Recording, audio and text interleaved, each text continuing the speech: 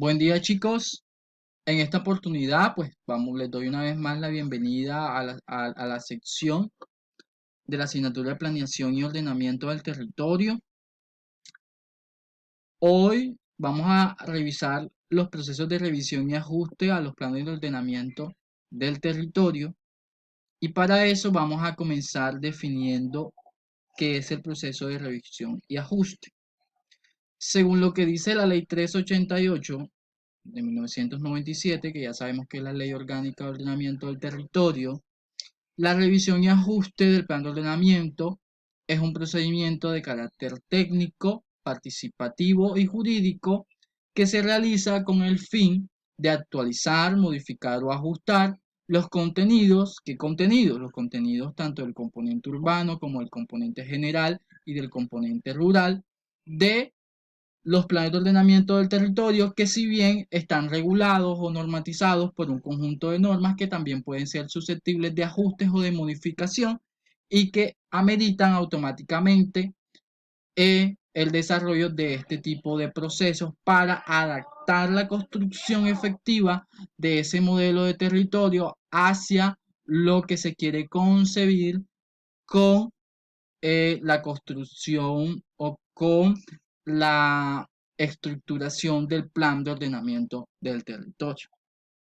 Es muy importante, jóvenes, que tengamos en cuenta que los procesos de revisión y ajuste se pueden realizar inicialmente cuando se finaliza la vigencia de los planes de ordenamiento del territorio, es decir, cuando se cumple o hay una finalización de la vigencia de esos 12 años o de esos 3 periodos académicos o de esos 3 periodos administrativos, automáticamente eso da pie para los procesos de revisión y ajuste a fin de actualizar cualquiera de los contenidos. Importantísimo, chicos, que tengamos en cuenta que cuando nosotros realizamos estos procesos de revisión y ajuste, debemos de garantizar sí el cumplimiento de estos 3 principios. El principio de que el territorio siempre va a tener una función social porque está generado para que, digamos, satisfaga unas necesidades de la sociedad civil en general y que pues el territorio siempre va a tener una función ecológica para la propiedad, bien sea porque garantizan el desarrollo urbano o porque son susceptibles a ser protegidos por la biodiversidad ecológica o por la riqueza en recursos naturales que esto representa. También es muy importante que tengan en cuenta que siempre en los procesos de ordenamiento del territorio va a prevalecer el interés general sobre el interés particular y yo creo que eso está muy claro y no lo tengo que explicar. Y por último, la distribución equitativa de cargas y beneficios, los cuales también involucran las cargas ambientales generadas por los procesos de crecimiento y expansión urbana y de crecimiento demográfico que deben de ser equilibrados en el territorio desde esa perspectiva netamente ambiental involucrada en las obligaciones físicas que se mencionan aquí en el texto.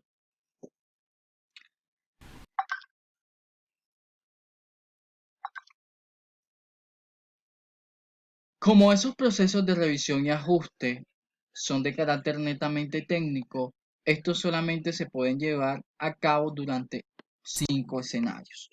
Un primer escenario es cuando hay un término de vigencia, ¿sí? O sea que ya digamos, se cumplieron esos 3 periodos administrativos y se deben de actualizar los contenidos del plan de ordenamiento del territorio porque la perspectiva del territorio es distinta y porque hay unas realidades y unas contextualizaciones que demandan procesos de ajuste a cada uno de esos contenidos, ¿sí?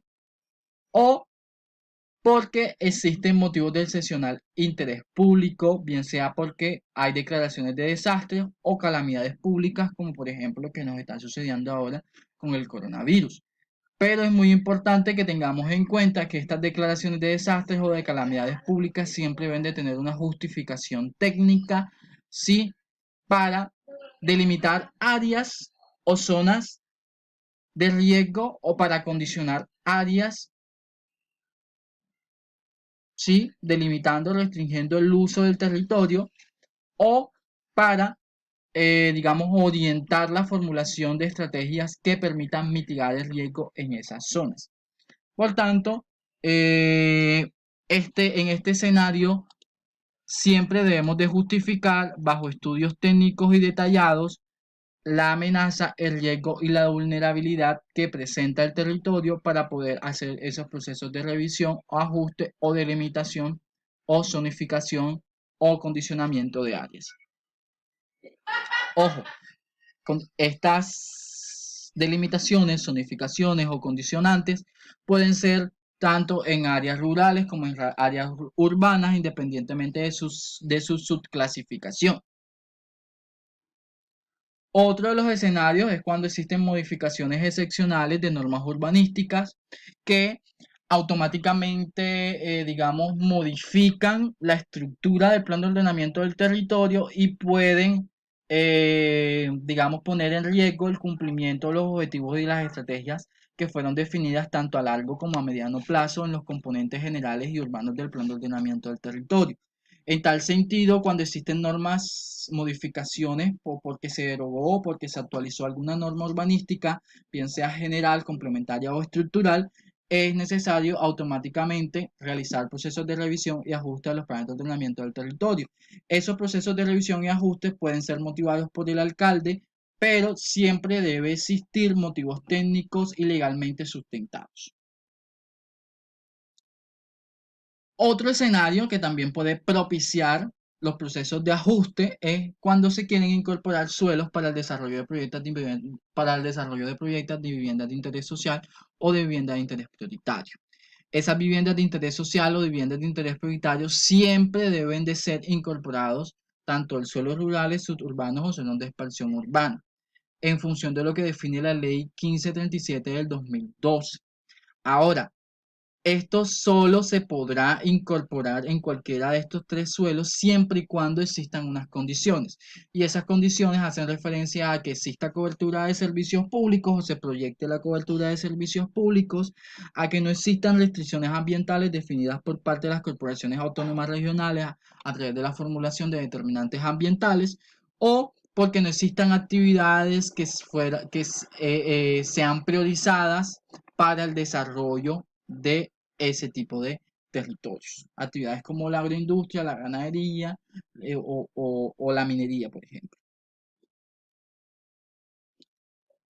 La vigencia de los contenidos del plan del plan del ordenamiento del territorio.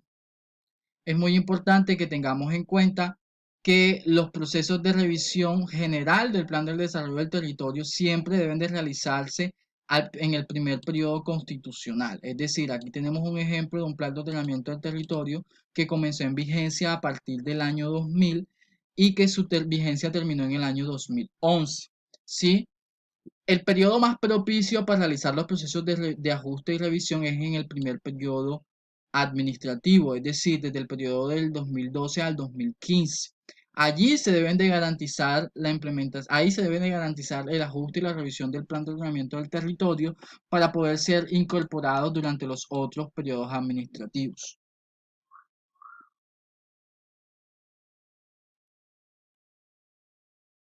Pero, profe, ¿cómo es que se realizan todos estos procesos de revisión y ajuste? Vamos por partes, chicos. Los procesos de revisión y ajuste, como ustedes lo vieron, tienen un componente técnico y tiene un componente técnico, jurídico y participativo. Entonces, las etapas del proceso de revisión las podemos desglosar en dos grandes bloques. Uno, de desarrollo técnico, en donde involucramos un proceso de seguimiento y evaluación, de diagnóstico y formulación. En ese proceso de seguimiento y evaluación, pues indiscutiblemente analizamos los contenidos del plan de ordenamiento del territorio que se fue en vigencia y analizamos las perspectivas o perspectivas de crecimiento y de desarrollo en función de los contextos de la ciudad o del territorio, que nos va a generar información relevante para los procesos de diagnóstico que ya revisamos que se realiza de forma sistemática y en el cual se tienen en cuenta diferentes variables. Digamos, esos componentes que nosotros analizamos en el proceso de diagnóstico nos van a dar información relevante para poder formular estrategias y poder formular, digamos, objetivos a largo plazo que permitan la construcción o la adaptación de ese modelo de crecimiento o ese modelo de crecimiento o de construcción de ciudad que queremos adaptar.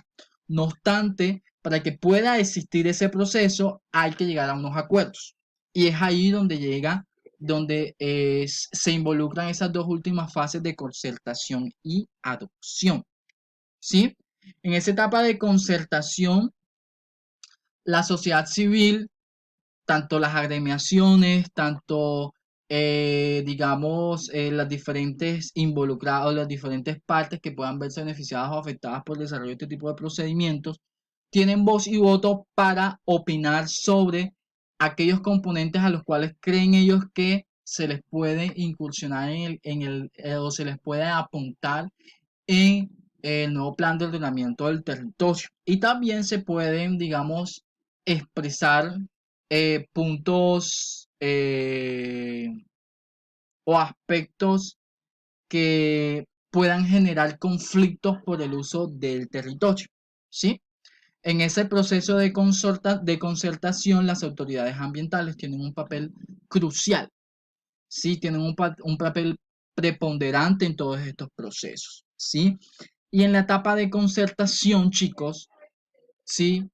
Son involucrados un conjunto de dependencias administrativas, jurídicas y de actores sociales que deben de ser, digamos, manejados de la manera más adecuada para que nunca se pierda el horizonte de o el objetivo del proceso de revisión del plan de ordenamiento. ¿Sí? Entonces, en la plataforma, chicos, ustedes tienen cargado un ejercicio, tienen cargado un pequeño taller. Vamos a ver si se los muestro por aquí.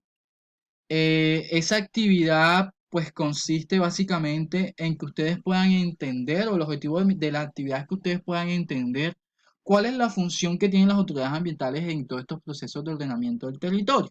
Y para ello tenemos que partir de la importancia de la planificación ambiental del territorio, qué aspectos tienen que ser involucrados en eso y qué herramientas se deben de tener o se deben de utilizar para hacer el ordenamiento de esos componentes ambientales del territorio. Son temas que en la clase pasada revisamos, pero quiero que en esta oportunidad ustedes puedan revisar al detalle y puedan, digamos, hacer una búsqueda en la web, en donde puedan encontrar información que podamos debatir a través de este foro.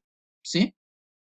Este foro tiene como fecha límite de participación hasta el día jueves 2 de abril, la cual quiero que pues ustedes tengan siempre presentes. Es muy importante que tengan en cuenta que voy a tener unos aspectos a evaluar en su participación. Inicialmente, pues toda la participación o su participación debe tener un soporte bibliográfico, es decir, si usted encontró que según Juanito Pérez, una de las herramientas importantes a utilizar es la entrevista, entonces ustedes deben de colocar y referenciarme a Juanito Pérez y al final deben de colocar, por supuesto, la bibliografía, ¿sí? Muy importante que sus participaciones sean claras en cuanto a las afirmaciones y que tenga buena ortografía y que utilicen por favor los signos de puntuación. No está permitido cargar documentos al foro, es decir, yo no puedo cargar documentos ni en PDF ni en PowerPoint, no puedo cargar documentos en Word, nada de eso. Quiero que por favor su participación sea en texto a través de la plataforma del foro y usted sí se puede, digamos, soportar con el uso, por ejemplo, de imágenes. ¿Sí? Entonces, con el uso de imágenes no tengo ningún problema porque ustedes pueden incrustar imágenes en su participación del foro. Pero quiero que tengan muy en cuenta estos componentes. Chicos, con esta actividad vamos a darle inicio a la planificación ambiental del territorio. Por eso quiero primero que ustedes analicen muy bien este componente antes de entrar en lleno a la planificación ambiental del territorio, que es lo que nos compete a nosotros como administradores ambientales. Si tenemos en cuenta pues que el proceso de construcción de un plan de ordenamiento del territorio no se realiza de forma aislada y es muy importante tener la participación de diferentes profesionales. o un grupo de profesional multi interdisciplinarios.